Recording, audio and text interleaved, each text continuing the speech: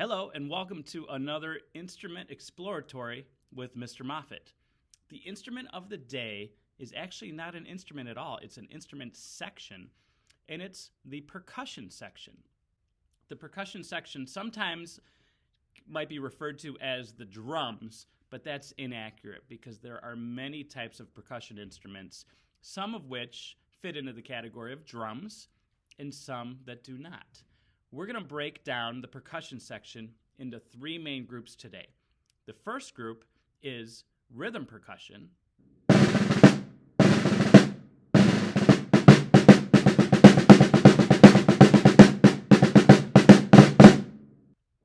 The second group is mallet percussion.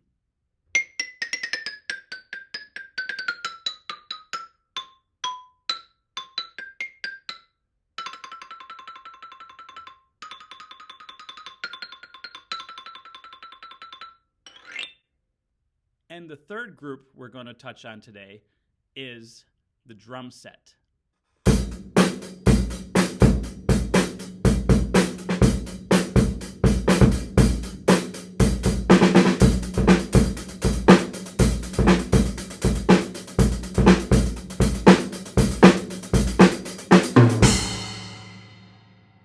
Now we'll start with rhythm percussion. The primary instrument we focus on when we talk about the rhythm percussion section is the snare drum.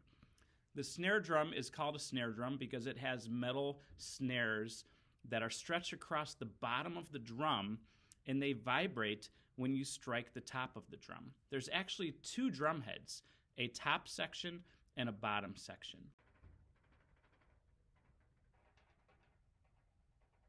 As you can see, the top section is a lighter color, usually white, and it's not clear, it's not see-through. The bottom head of the drum is typically clear, and you could see through it to allow you to see into the shell of the drum, and that's the part of the drum where the snares stretch across and create that kind of loud metallic banging snare drum sound that the snare is known for.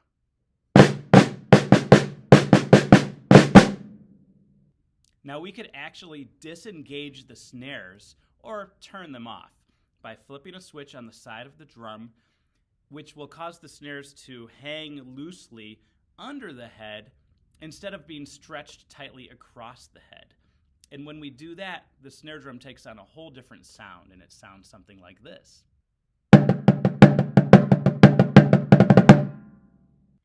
Now when you play the snare drum, there are certain techniques and patterns you learn as a percussionist called rudiments.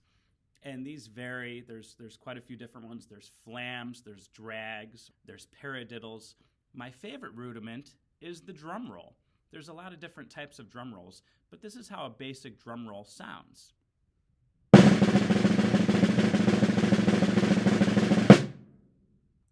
There's a common misconception that to play a drum roll, you have to have really fast hands. It's not true. The stick does most of the work. You loosen your grip and you allow the stick to bounce multiple times on the drum head instead of you manufacturing all that speed yourself with really fast hands.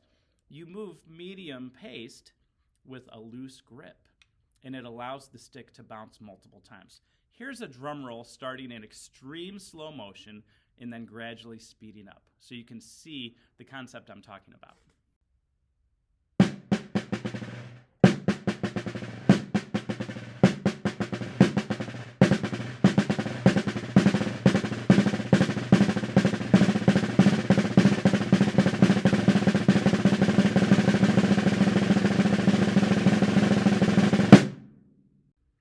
So as you can see, you don't need a lot of speed to do a drum roll.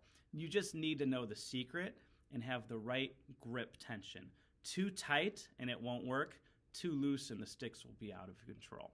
Speaking of grip, there's a few basics we need to know. When you're holding the sticks, you want to hold them at a 90-degree angle like this, whereas I'm striking the drum with the sticks angled. If I'm parallel, my arms are crammed together and I have a lot of tension. All right, if I'm out a little bit but not quite 90, I have an acute angle created by the sticks. I'm still crammed with my body. If I'm flared out too far past 90, which is an obtuse angle, now my arms are up too high and I don't have control, and I'm going to get tired eventually. So this 90-degree angle is the perfect angle. Also, when you hold the stick, you want to hold it 2/3 from the tip or 1/3 from the back end of the stick. This gives you the best balance point, where you have some weight at the end of the stick, but not too much weight like this, where we would be out of control. If I hold halfway or in the middle, now it's much too light and I can't quite get the strike that I need. One other tip, when you're holding the stick, often you want to do a 3 or 4 finger grip, where I'm not holding with all 5 fingers. Typically, I won't have my pinky contact the stick. This is a 4-finger grip. And sometimes I'll play where I don't have my ring finger or my pinky contacting. This is a 3-finger grip. 3 or 4-finger grips are acceptable. At times I can use a 5-finger grip. This is typically if I'm in a parade in a marching band and I want to be careful not to drop the sticks, because when you're marching you can't stop and bend over and pick up things. Plus you have a harness holding the drum, since it's a marching snare drum, and it's very difficult to get down to the ground and tie your shoe, let alone pick up a stick. So you normally have aids and assistants behind the percussion section to help in the event you drop a stick. But that's one of the only times I will use a 5-finger grip.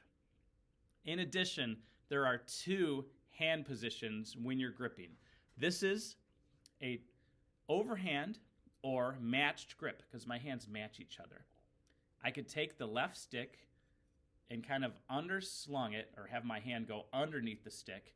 This is called a traditional or a military grip. And it looks like this when you're playing with a military grip.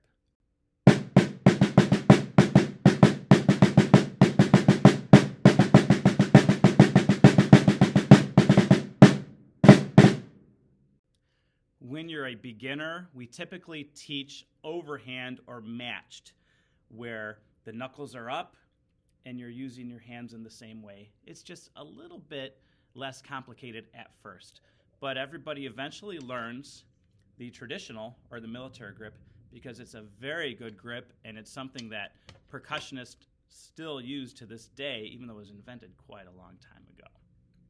Now we're going to get to watch a professional drummer who was a cast member of the Broadway show Blast. Blast was a show that incorporated percussion and elements of marching band and field shows and brought it inside to an audience, and they toured the world and they presented it on Broadway, and it was a big smash hit. This is actually a drum professional who is a world champion. Yes, you heard me right. There are snare drum competitions, and this particular individual won first place. So let's get to watch his performance now on his snare drum solo.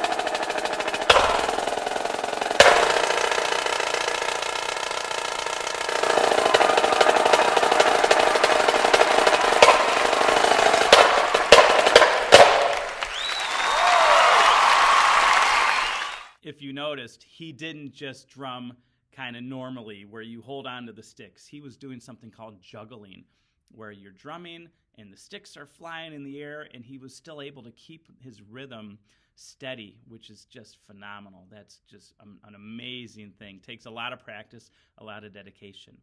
Now we're going to move to the mallet, or the keyboard percussion world. The main instrument in this section is the xylophone.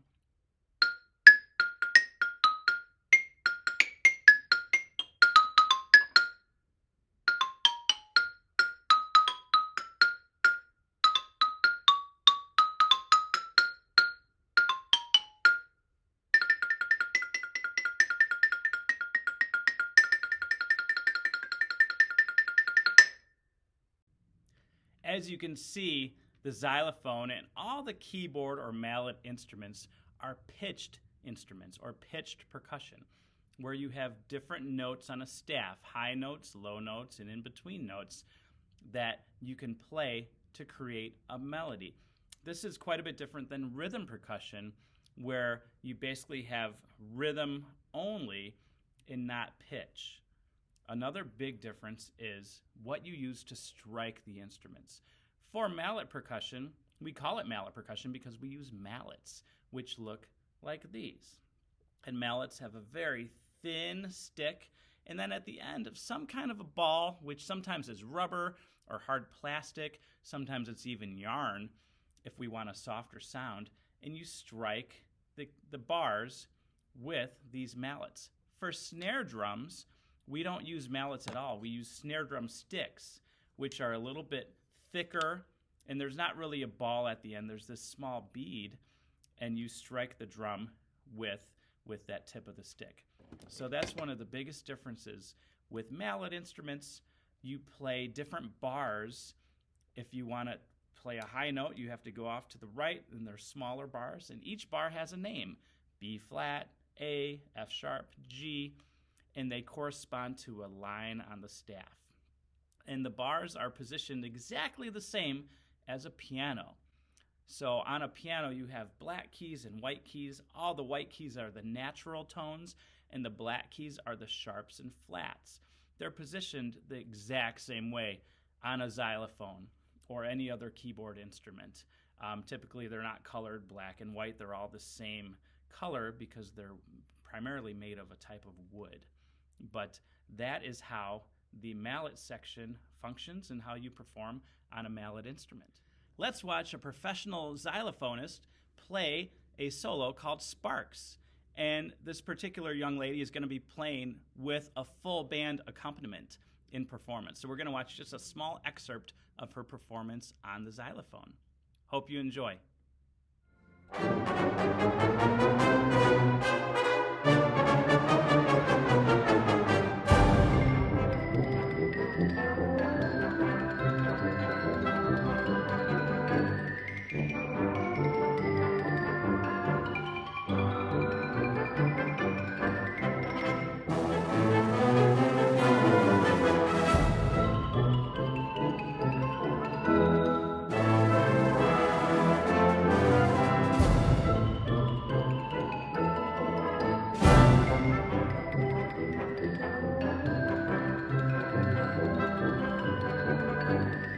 That looked like a whole lot of fun, and it looked like it took a lot of practice to be able to play those really fast 16th notes on the xylophone. That must have taken a lot of dedication. So far we've covered rhythm percussion, and snare drum was the primary instrument we used for that. Mallet percussion and xylophone was the main instrument we used for that. We're going to go into the third area of percussion, which is the drum set. Now, the drum set is an instrument that actually is a money saver, because instead of back in the day when they had to hire musicians, they would hire a whole slew of percussionists to cover all these different instruments, and somebody got the bright idea of, hey, let's just pay one percussionist and they have to play all these instruments. But people were like, well, wait, how can they do that? They're one person. Well, they've got 2 feet and they've got 2 hands. So let's set up an instrument, and we're going to use some foot pedals, and we're going to have cymbals and a snare drum and a bass drum and toms or tenor drums, and all kinds of things, and now you have to cover all of them with one person. Now, it's actually a really fun instrument to play. It's kind of like learning to ride a really complex bicycle, because you're doing things with your hands and you're doing things with your feet, and you're doing these things all at the same time, and they have to coordinate and stay together. I love playing drum set, but instead of me demonstrating it right now, I'm going to turn it over to one of my good friends who's a professional drummer named Gina Knight, and she's going to play you a little bit of a drum set solo. So I hope you enjoy it.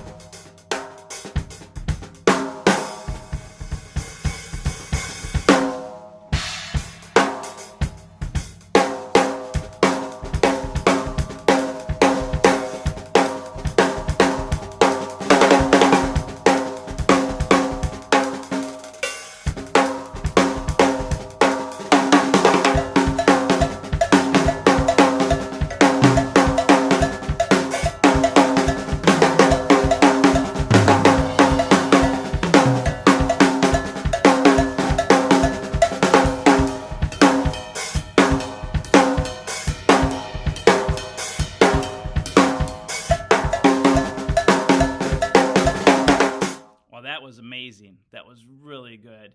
Gina drums in a lot of local bands in Chicago, and she's actually drummed on famous television shows. You've probably seen her on TV. Now, two things struck me when I watched that. That looked like an awful lot of fun. You could tell she was having fun. It's just a fun thing to play musical instruments. And number two, that took an awful lot of work to be able to do that at such a high level. Now, I would imagine when she first started drums, she wasn't able to play at the level that you just saw. That took lots of practice and lots of dedication. But the fun thing is, the more you practice, the better you get, the more fun it is. And then it's just like this kind of circular process. You keep practicing, you get better, you improve, you have more fun. You want to play more, you practice more, you get better, you improve, you have even more fun. So it's a fun process learning to play an instrument. I love playing percussion. It's one of my favorite sections to play. Just remember, if you choose percussion, if it's the instrument choice for you, you have lots of different instruments to learn and different sections. The rhythm section, which we said includes snare drum. It also includes bass drum, tenor drums, cymbals, and other auxiliary instruments like shakers and tambourines and maracas, and a lot of fun things like that. You also have the mallet side, which includes xylophone, also bells, marimba, vibraphone, chimes. All these instruments have notes that you strike that correspond to a staff. And then we also have the drum set, which you would occasionally play if you're a member of the percussion section. And that involves the coordination of your hands and of your feet. It's really not as daunting a task as it seems, because we start slow and we learn things a little bit at a time. But that is the percussion section, the oldest section in the band. Percussion instruments date back to prehistoric times. So it's an instrument section with a lot of history. It's been around way longer than me. I believe it or not. I know I'm pretty old, but percussion is way older than I am. And it's one of my most favorite families of instruments. And I think if you played some percussion instruments, you would agree. So I hope you enjoyed this instrument exploratory on all things percussion. I enjoyed teaching it to you. Take care, everybody. Have a nice day.